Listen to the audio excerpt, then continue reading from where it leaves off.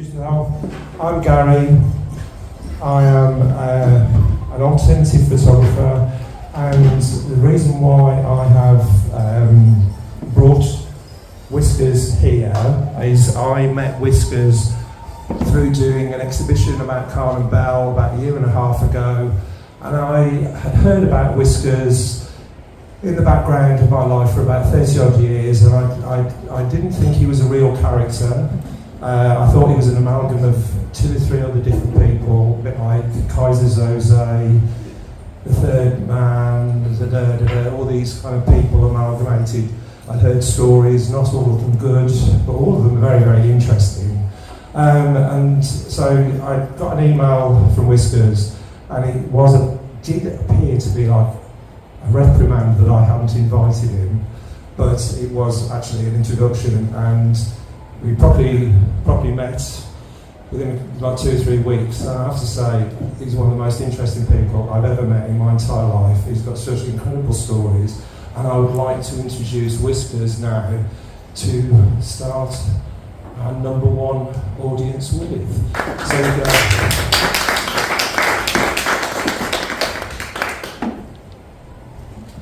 I think this is a relevant tune. Is it going to play? The anticipation is killing me. Some old rave tune. We're going to be taking our t-shirts off and dancing around our handbags. You got it? Or should we just hum it? The whip crack away, whip crack. The Deadwood stage is coming up. It is really relevant. I think the moment is lost. It's not? The system's saying it's playing. Okay. Alright, it's not playing. Okay, there you go. Over to you, Wiskers. It's lovely to see you all. Lovely. You need to move on, Gary. Sorry? Just bring it in a little bit. Bit further in. Bit further in. You got it yet? You're good. Is that okay? Everybody can hear me? Jared at the back? Yes. Oh, good. That's it. Anyway, welcome. Earlier on, I had a tremendous morale boost.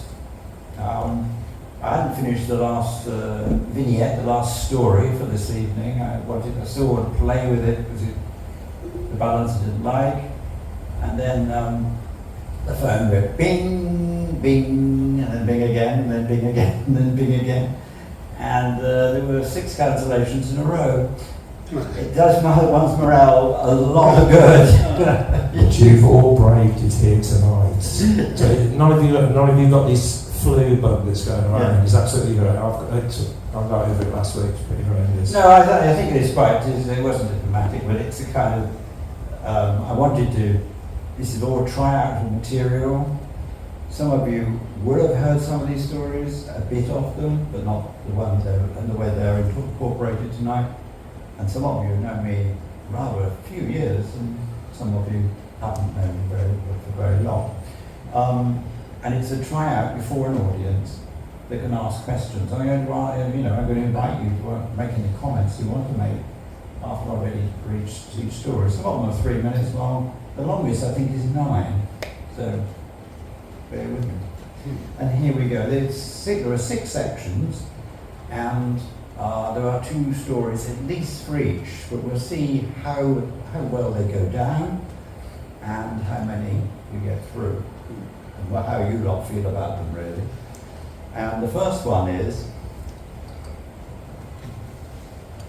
it's in the title of Wicked, Wicked Life, one of the sections.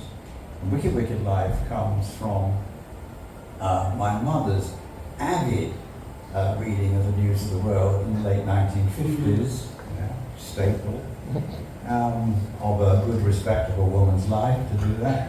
And Wicked, Wicked Life was the title of a film actor called Errol Flynn, which some of you probably ever heard of, some of you would have done, and that was the title of his autobiography. He had a epitaph of "In Like Flynn." So your mum was a big fan of Flynn, or was it just he made the news with his outrageous life? Because the bits and pieces that I know, it's pretty pretty full on. Oh, it's very full on. I don't think it was that full on, and they'd used the word even in 1958. But because he died, I think, in 1959. But she definitely lapped it up. And it would be on billboards, you know, My Wicked Wicked Life. And here we go. And this title is called We Are. It's 1954, and my parents are going to the movies. Something I relished. The usual pre-exit row is underway between my time management father and my artistic mother. She would go in for a multitude, costume changes, swapping hats, gloves and shoes, and even underwear within minutes of the proposed departure time. My father had just finished shaving. His blue-black shadow was dotted with tiny red cuts with a septic stick, and my mother applying copious amounts of lipstick on her full mouth. A new discordant note was raised in the form of a huge black doubt. Are you sure what time it starts? My father countered. At the usual time. My mother queried this suggestion. They then argued and broadened the topic. This could endanger my ice cream and the pleasure of the movie, and their focus on me when we went out.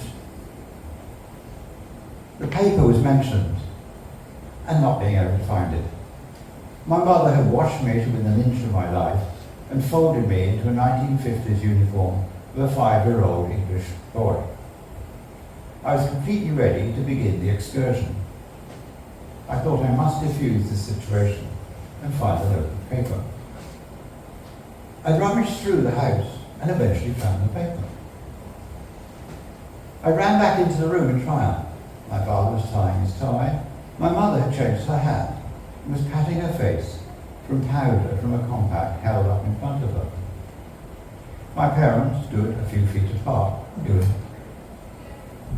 I rushed up with the newspaper, held it aloft in my right hand, and shouted jubilantly, "We are such cunts! Here is the paper!" Suddenly there was silence. The temperature fell down at my end as two pairs of hands froze. My father on his tie, my mother mid-pat.